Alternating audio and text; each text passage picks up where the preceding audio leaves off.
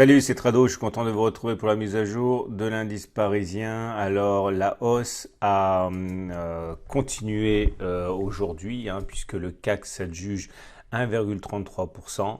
Il faut savoir que les États-Unis ont progressé même de plus de 3% aujourd'hui, puisque contre toute attente, Joe Biden est en train de remporter les primaires démocrates et ce n'est pas Sanders qui rencontrerait Trump, Sanders le socialiste, mais Biden le centriste pro-business. Donc les marchés américains ont soufflé un petit peu et les marchés parisiens qui n'ont pas bénéficié complètement de cette impulsion haussière qui a eu lieu essentiellement alors que le marché parisien était fermé, devraient normalement en bénéficier demain. Et regardez cette résistance journalière des 5992-5430 qui a lâché complètement. Il faut s'attendre à ce que la prochaine difficulté à présent se retrouve sur les 5613, 5634.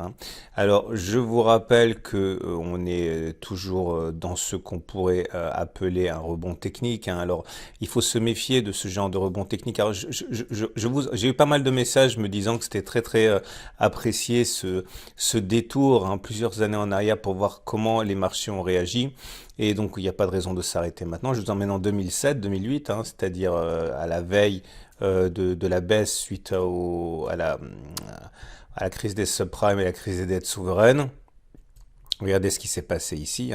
On a baissé, on s'est remis, on a rebaissé. Ok, et quand on regarde la progression qu'il y a eu entre les plus bas et la rémission, on parle de 4,6%. Mais si on prend un petit peu plus de distance avant d'avoir une véritable grande impulsion baissière, là, on voit que la progression peut être même beaucoup plus impressionnante puisque là, sur cette vague-là, on a pris 12,6%.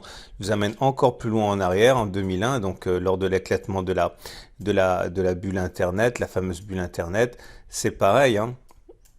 Là, non, ça se passe ici. Et comme vous pouvez le voir, c'est le même schéma, c'est-à-dire qu'on ne descend jamais en ligne droite, il y a toujours des paliers, on est descendu, on a récupéré, on est redescendu. Et là, la progression entre les plus bas et la rémission, c'était également 5-6%. Ok, donc et puis là aussi, pardon, je digresse, mais là pareil, si on regarde cette rémission avant la nouvelle belle attaque baissière qu'il a eue, on parle également d'une progression beaucoup plus significative, puisqu'elle a atteint 11%. Ce que je suis en train de vous dire, c'est qu'il ne faut pas vous tromper sur ce qui se passe actuellement. Je dis depuis maintenant des jours que mon scénario, mais attention, je ne suis absolument pas dans le secret des dieux, je n'ai aucune idée de ce qui va se passer, je ne suis qu'un modeste analyste technique, mais si on pense que ce qui s'est passé risque de se reproduire, on est tout à fait dans les clous pour assister à une progression. Alors regardez avant une nouvelle baisse. Donc sur les plus bas, on a repris 5,6%, ce n'est pas rien, c'est vrai. À titre personnel, je pense qu'on pourrait même aller chercher les 5600, voire les 5700, ce qui produirait une hausse de 10% avant d'éventuellement baisser. Alors, je le redis une deuxième fois, ne me copiez pas, surtout pas. Je ne fais que partager à titre informatif et pédagogique, mais je ne donne pas de conseils. Mais l'idée, c'est que pour moi, je vais attendre que ça remonte un petit peu. Et je vais chercher des points d'entrée pour baissier. Alors si on prend les Fibonacci, c'est toujours bien d'utiliser les Fibonacci parce que les traders aiment bien intervenir sur les Fibonacci. En l'occurrence ici, vous voyez, si on va chercher 50% de Fibonacci, c'est-à-dire 50% de retracement de la grande baisse qu'il y a eu, ça serait ici. Ça nous amènerait vers les 5660, c'est très bien ça. Ok, pour éventuellement voir les baissiers se manifester. Pour l'instant, et je le regrette et j'en ai presque un petit peu honte. J'ai pas bénéficié comme je voulais de l'impulsion haussière, même si j'en ai bénéficié un petit peu. Vous savez très bien que hier je suis sorti de mon trade long avec un profit assez modeste par rapport à ce que j'aurais pu encaisser. Mais voilà, c'est comme ça, faut pas avoir de regrets. Mais voilà la preuve que quand on a un setup qui fonctionne, il faut aussi savoir s'y tenir. Et mon erreur, ça a été de ne pas faire confiance suffisamment à mon setup. J'ai pris le setup Tradobull, vous le savez, mais je l'ai pas suffisamment accompagné. Voilà où il en est, le setup Tradobull. Ben, tout se passe exactement comme statistiquement ça doit se passer, c'est-à-dire qu'on a eu notre setup Tradobull ici. Ok, j'avais expliqué que, bon, je vais pas le refaire 50 fois, mais j'avais dit que ça allait remonter, que l'objectif c'était de passer au-dessus de la Bollinger, puis d'aller chercher la M7, puis d'aller chercher la M20. Donc là, on est allé chercher la M7. Alors, est-ce que ça va aller au-delà ou pas? On n'en sait rien, personne n'en sait rien, mais en tout cas, si on clôture au-dessus de la M7, les chances pour aller chercher la M20 ne sont pas négligeables. Le problème, c'est pas de savoir où ça va aller, parce que en tant qu'analyste, c'est intéressant, en tant que trader, il faut qu'il y ait un ratio gain-risque intéressant.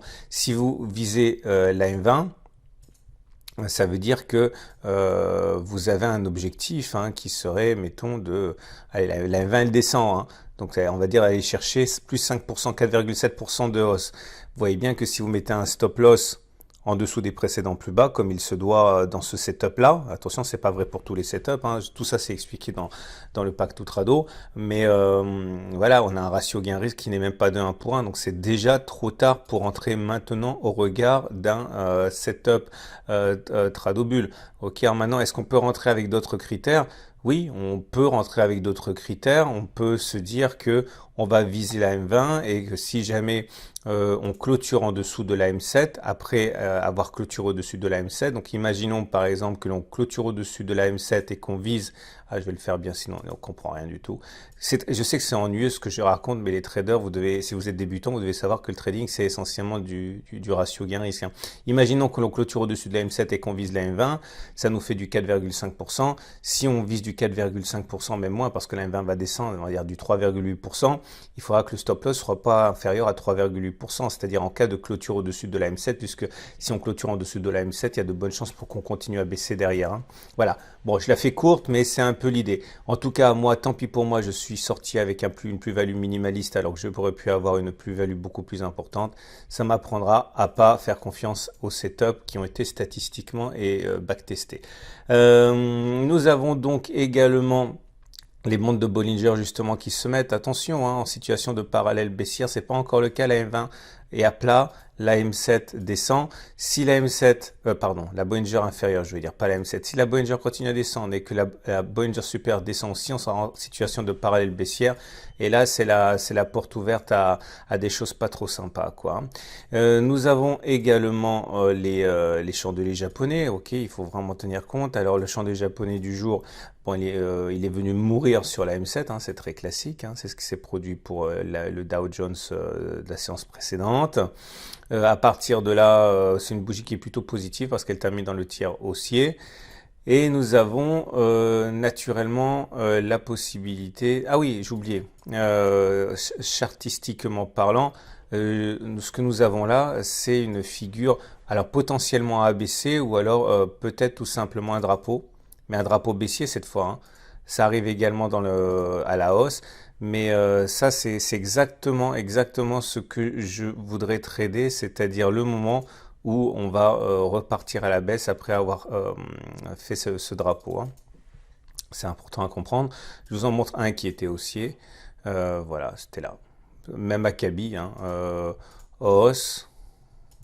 Comme ça, latéralisation, enfin pas latéralisation, évolution dans un canal, et puis derrière une hausse encore. Enfin, ça, c'est des figures qu'on retrouve assez souvent. Là aussi, j'en parle dans mon Pacte Trado, évidemment.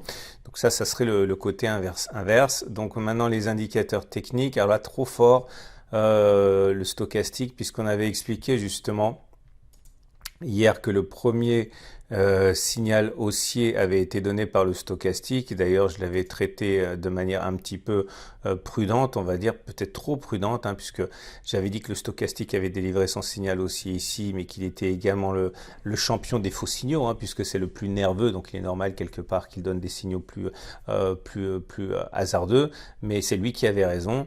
Et aujourd'hui, c'est le MACD0 qui donne son signal haussier. Et demain, ce sera peut-être le CCI qui donnera le sien. En tout cas, vous le savez pour l'instant, pour que ça se transforme en contagion aux unités, aux indicateurs lents et ensuite aux courts pour avoir quelque chose de plus durable. Il faut que les autres indicateurs techniques soient aussi. Alors attention, le RSI vient de donner un signal aussi en sortant de sa zone de survente, c'est très très bien, mais il est toujours en dessous de 50.